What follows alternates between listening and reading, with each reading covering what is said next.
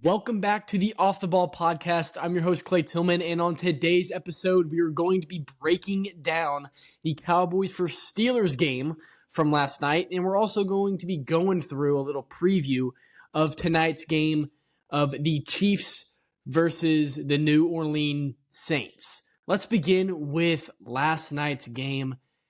The Cowboys ended in a close one. It was a last-minute drive, and Dak throws a touchdown to seal the game. The score is 20-17, and it was a close game throughout all four quarters until the very end.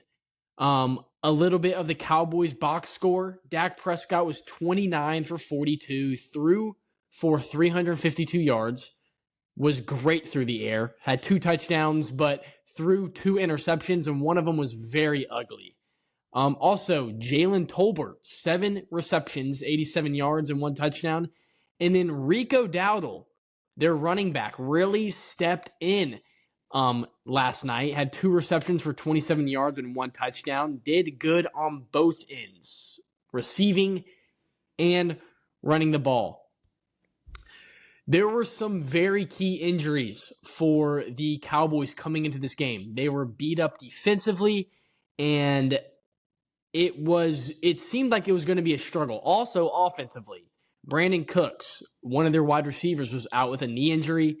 One of their best defender, and Micah Parsons, was out with a high ankle sprain, and then probably one of their best, or if their best, edge rusher, in DeMarcus Lawrence, he had a mid-foot sprain and was out as well. So a lot of injuries coming into the game. And also, in the middle of the game, a lot of O-line injuries. Their best offensive lineman, Zach Martin, was out early in I think it was either the second half or early in the first half.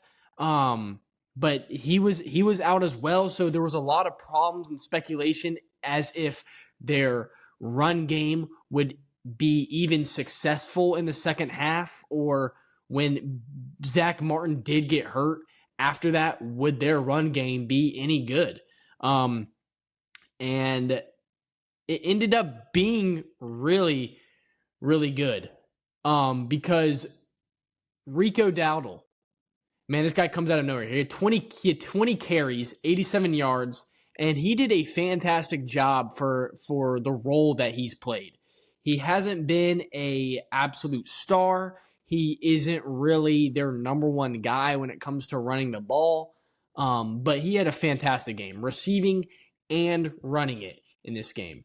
And despite all of this offensive hype that I'm giving the Cowboys, they were very, very bad in the red zone tonight.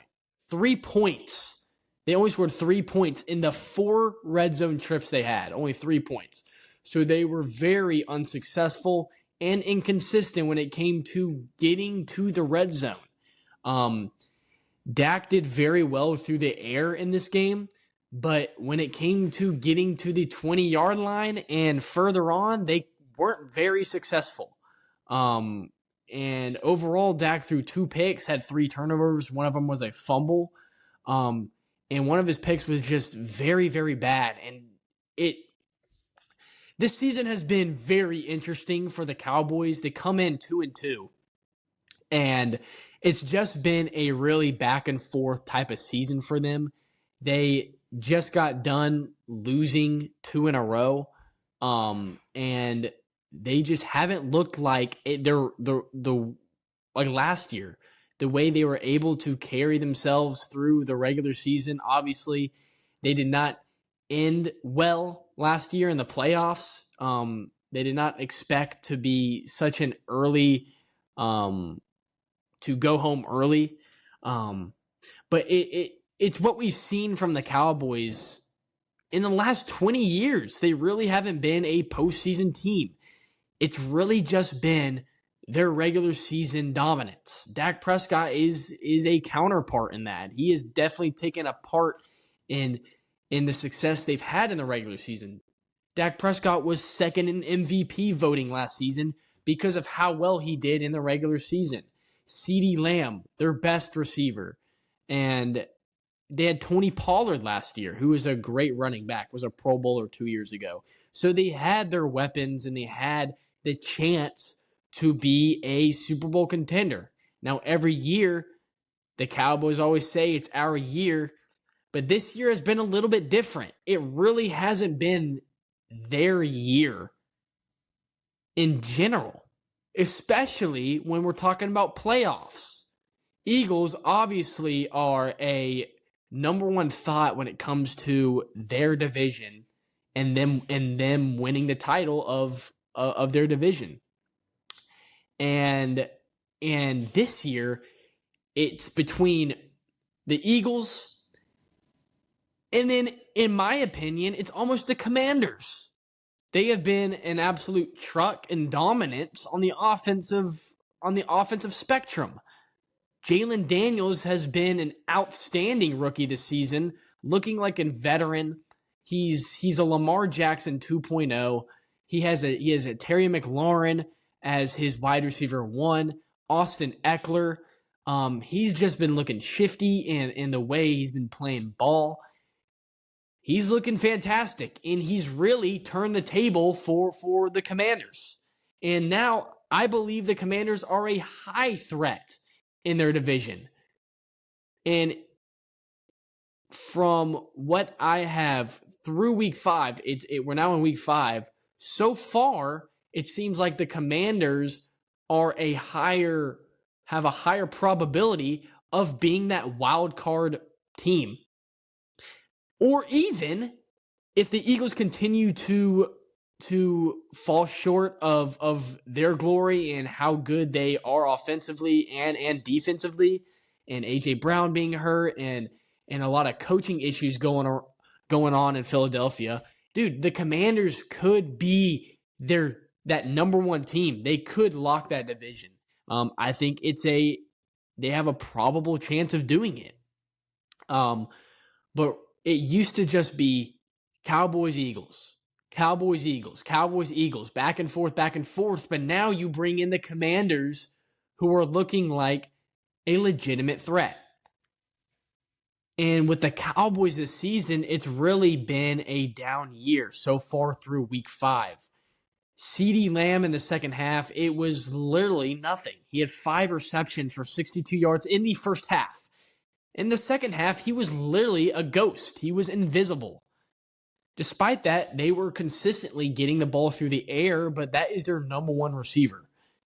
That is the guy they look to when it comes to carrying their offense. CeeDee Lamb makes the Cowboys a very consistent and a very good team in the regular season. And he really has just been either invisible this whole season, or you see him every now and then pop in. But he really hasn't taken off this season yet. And a lot of that has to do with the coaching. Mike McCarthy. What is the future of Mike McCarthy? Will they look for a new head coach? I mean, they just paid Dak Prescott a bank load of money. So they're obviously going to keep Dak Prescott. Now we're moving on. Should we keep Mike McCarthy? He was a brilliant coach for the Packers, gave them a Super Bowl, helped with that. Goes to Dallas, and he's performed at such a mid-level where it looks like they aren't even included in the tier spot, in the category of them being a Super Bowl team. So during this offseason, this year, there's going to be a lot of speculation of should we keep Mike McCarthy or should we go out and look for a new coach? It could be that problem. It could be coaching. It could also be a Dak problem. Like, again, he's thrown some terrible picks, and it's not this year. This season's very weird. There's a tight end problem in Travis Kelce and George Kittle. We're not seeing the tight ends that we've seen for a long generation of time. Travis Kelce has been a top 2 receiver, tight end in the last decade. He really hasn't had a game where he's really popped off this season. Dallas Goedert, Isaiah Likely. Those are the two tight ends that have really stuck out this season. When we don't look at these tight ends as spectacular, as stars, as Pro Bowlers. We look at them as solid tight end. I don't know why I keep on saying wide receiver, as solid tight ends. And it's the same with quarterbacks. It's like Patrick Mahomes has thrown some ugly interceptions this season. Dak Prescott, same. Aaron Rodgers had 3 picks on Sunday. Terrible, terrible game. And you rarely see A-Rod throw interceptions. He's one of the most consistent and accurate quarterbacks to ever play the game. In this season, it's looking like, man, Nico Collins is popping off. And a lot of other players who really haven't been huge names in the last 5 years, last 3-4 years. But now it seems like they've gotten their game together. They have a squad and they're performing well. When in the last 5 years, you never even knew their name. So it's like a new generation of players is coming through like a hurricane. And it's fun to see. I love seeing Nico Collins. I think he's one of the best receivers in the game, but we've never seen this before. But it's awesome to see. Like Stephon Diggs, man, he had a great game Sunday, but that was probably the best game he's had since he's been a Texan. It's really been the Nico Collins show. And with the Cowboys, it's really been, I mean, obviously CeeDee Lamb has been their receiver, but it's really been everybody else. We really haven't seen somebody pop off, somebody be the guy, the know-it-all, the guy who shows off. We really haven't seen that from the Cowboys, and it's been an interesting start through so far through week 5, and it's fun to see. But back to the Cowboys, it's been a rocky start. Last week they only won by 5 to the Giants, and then this week they come within seconds from losing. I'm sorry, not even seconds. They came from a down. It was 4th and goal, and they converted. So it's really been very close games for the Cowboys, when in reality they are better on paper than what we've seen so far through week 5. But I still have faith in the Cowboys. I still think they're a fantastic team. CeeDee Lamb, I think he's a fantastic wide receiver. At his point, he is a top 5 wide receiver. But right now, it's been a rocky start. It's only week 5. We still have 12 weeks to go.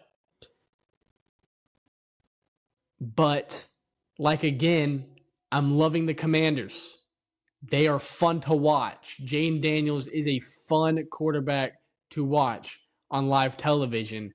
And I think they really have a high chance, the Commanders, to really surprise some people once it gets closer to the postseason, and we're gonna see how neck and neck this division really is.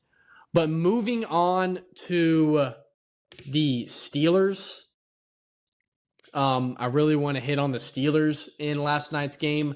Justin Fields was 15 for 27, 131 yards, 2 touchdowns. Connor Hayward, the receiver, 2 receptions, 23 yards, 1 touchdown. And Pratt Freiermuth, 3 receptions, 22 yards, 1 touchdown. Justin threw it everywhere, but he only had 131 yards. This season, we've really seen a uplift in Justin Fields' game.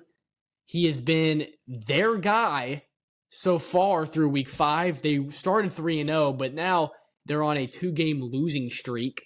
But ever since Justin Fields has stepped on the field for the Steelers, he has looked fantastic.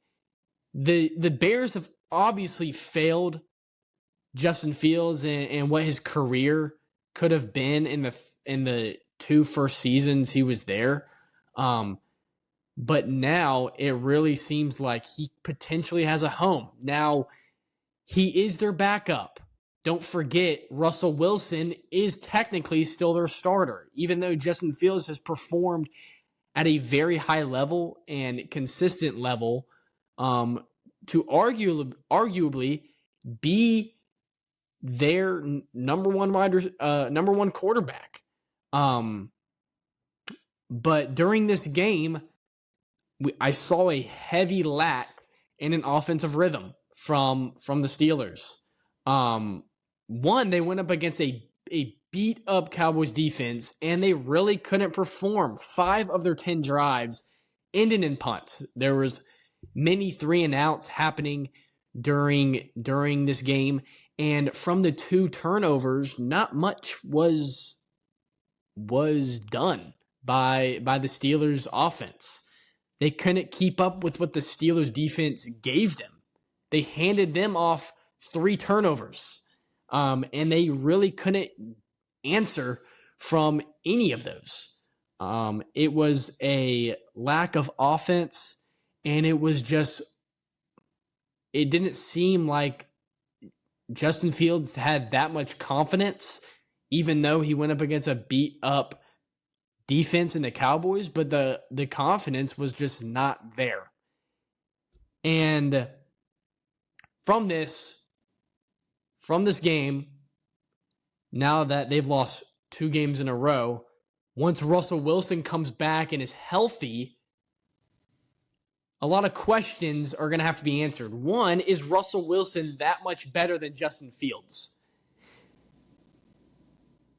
Reality, yes. I think Russell Wilson is obviously a better, more accurate, he's not as mobile, but more accurate, a better decision maker than Justin Fields, just because of how much more experience Russell Wilson has than Justin Fields, and the amount of weapons the Steelers have in George Pickens and Freiermuth, and the Steelers defense and TJ Watt. They can definitely compete, and same with coaching and Mike Tomlin.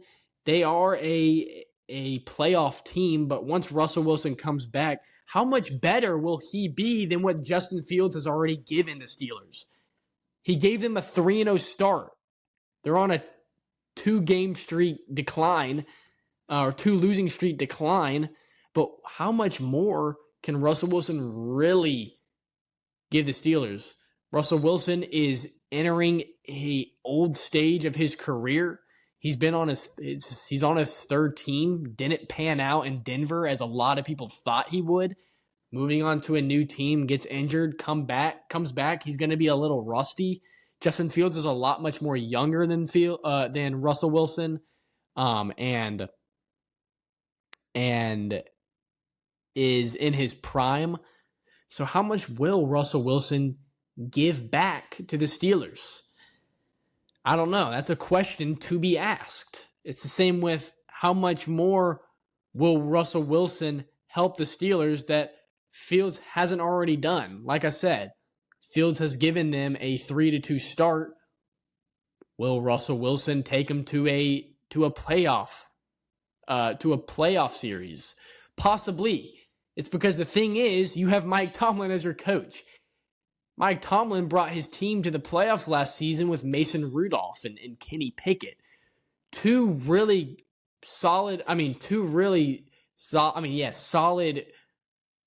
quarterbacks who are backups.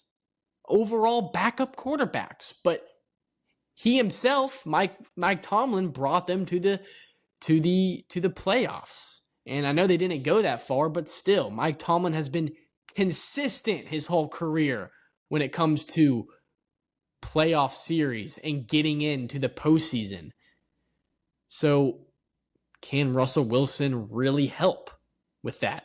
Or is Justin Fields that guy to sneak him in? And then, like I said, will they be a playoff team? I think they can be. They have a hard division. Bengals really have been upsetting this season. Started off, they're so far through week 5, they're 1-4. Had a great game yesterday against the Ravens, winning overtime. But like again, Derrick Henry, man, has been something different for Baltimore this season. Has really changed my outlook on how well he's going to potentially do for the remainder of the season. And man, I think he can. I think the Ravens can put a huge chunk in the postseason and potentially be a contender. But we'll talk about that later down the road. But yeah, they have a hard division. Ravens are also in the division. And I said Bengals. Can the Bengals make a comeback in the division? It'll be hard starting 1-4, but can they make a comeback? We'll have to see. And then Browns obviously are just in shambles right now. Deshaun Watson, he's just washed, man. He's not their quarterback. Joe Flacco took over last season and did a very remarkable job for them, but Deshaun Watson has just looked washed. He has not been successful at all for the Browns this season, and they're going to have to, in my opinion, they're going to have to draft a quarterback in the offseason because Deshaun Watson isn't their answer. But back to the Steelers, like I said, hard division. So we're really going to have to see if they can compete. And since the Bengals have started terribly, the Steelers have a high chance of making a playoff run. So we'll really have to see what Russell Wilson can do when he becomes healthy again, because he will be the starter, and it's already been said. Even though Fields has done a fantastic job, it's just how much more can Russell Wilson do than what Justin Fields has already done for the Steelers. Let's move on to the Monday night game for tonight, Saints versus Chiefs preview. Like the Cowboys, the Chiefs are a beat-up offense.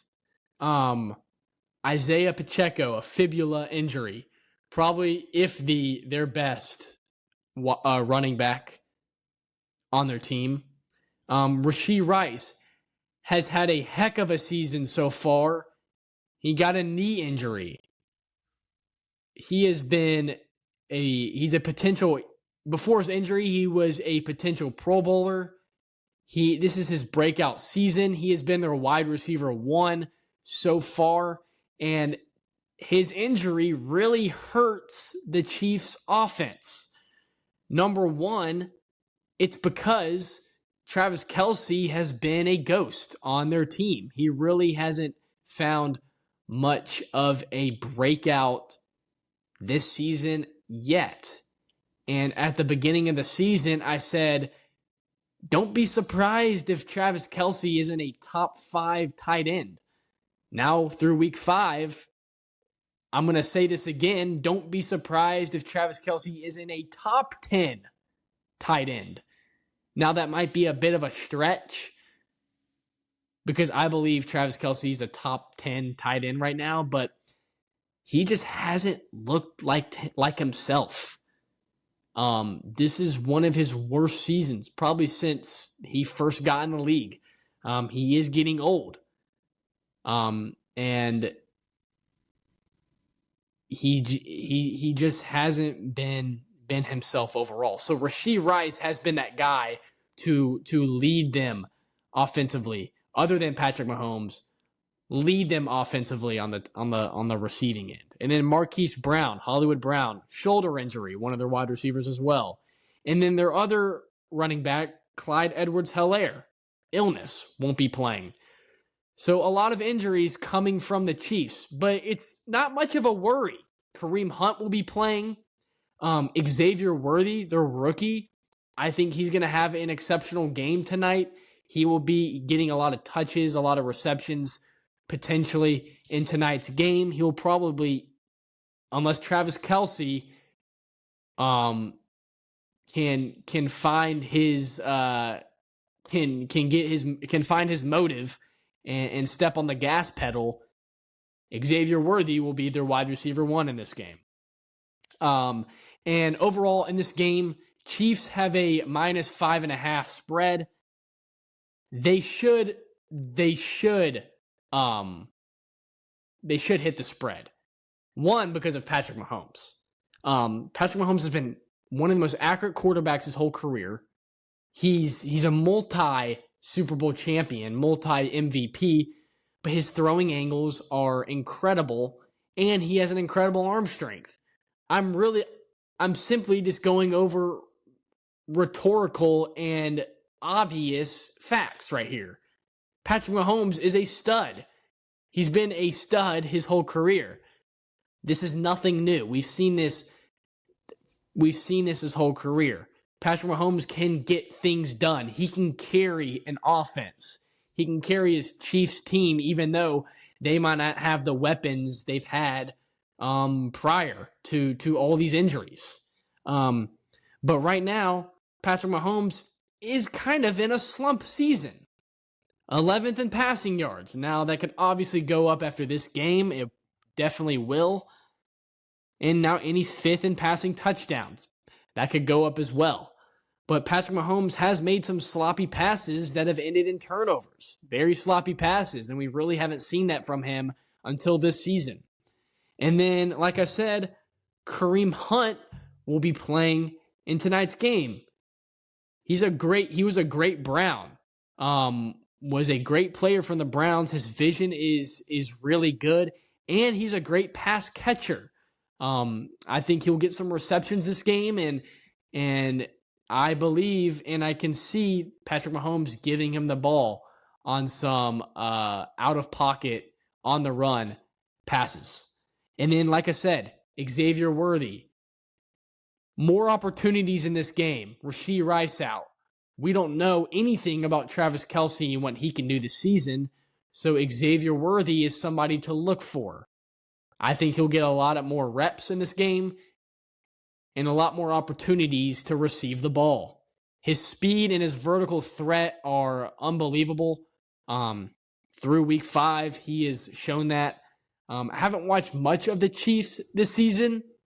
Really have been just focusing on all the night games. I mean, we saw in week 1, Xavier Worthy played awesome, but I've been really watching some of these new teams like the Commanders do very good. Obviously, the Packers, the Falcons, all these new teams with new offenses shine. So I've really just been focusing on them and watching them, but Xavier Worthy, man, young, gritty, shifty, fast. He has speed. Yes, he can get it done, and I believe he will be their guy tonight to get those receptions and potentially cover the spread, which is, again, -5.5. So far this season, he's had 9 receptions for 154 yards. He's done some great stuff so far in his rookie season. A great pickup for the Chiefs. Fits perfectly with Patrick Mahomes by his side. And then here is how the Saints can cover the spread as well. Number 1, Alvin Kamara. Their powerhouse, their number 1 guy other than Derek Carr.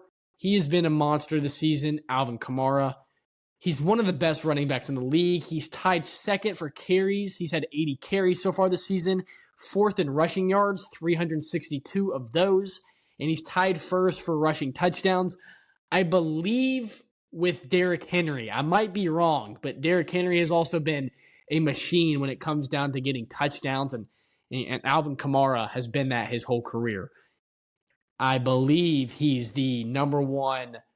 I believe he's had the most rushing touchdowns in a single game in NFL history. So that kind of shows what Alvin Kamara is capable of doing. Getting those receptions, getting those touchdowns, getting those running yards. And he's a great route runner. Can definitely see the open lanes and get his team down the field. He's done this his whole career.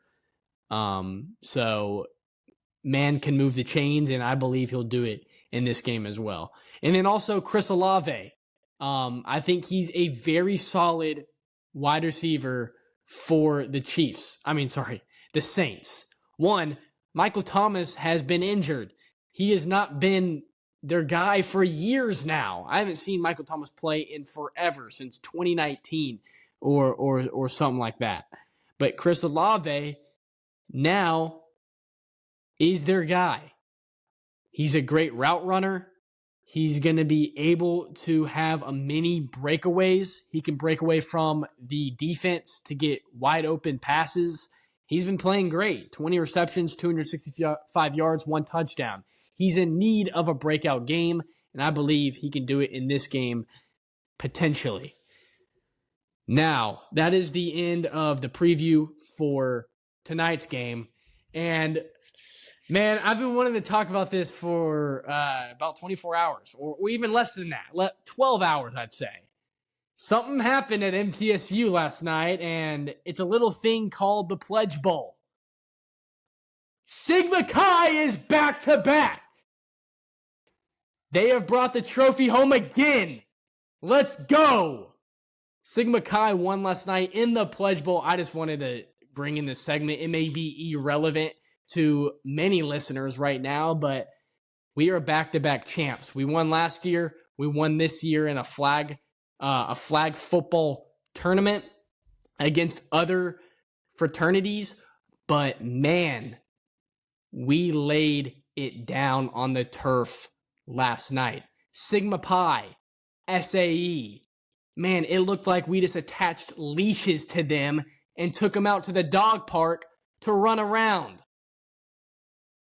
It was easy as that. We had control over them. Shut them out like nobody's business. Beautiful game. Javion Boyd, stud. Had multi first downs. Played amazing. Quarterback, running back. He can play all positions. 2, Carson Marshall. Had some picks. Josh Bolton, many sacks during the game. Fantastic first 2 games. And then heading into the championship, met up with ATO. Repeat of the championship. Let's go. It was hard. It was a hard game. Couldn't really convert many first downs. There was a lot of blitzing going on. Javion Boyd, man, MVP. Moved him to quarterback. Man was dancing.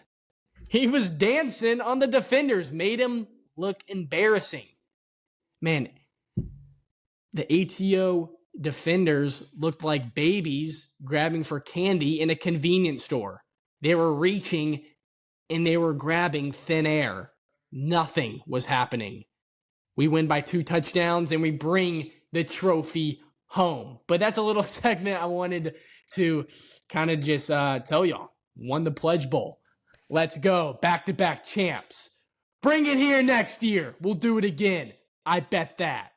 Hope you all enjoyed the podcast. If you did, make sure you follow me on all social medias. Also, share the podcast. I'm loving all the support and the reviews and the watch time. It's been fantastic, and I love making these podcasts, and I can't wait to do more. Also, follow all my socials. Instagram, Off the Ball with Clay Tillman. TikTok, Off the Ball with Clay Tillman. Twitter, Off the Ball with Clay Tillman. Thank y'all for listening, and I'll see you next time. Peace out.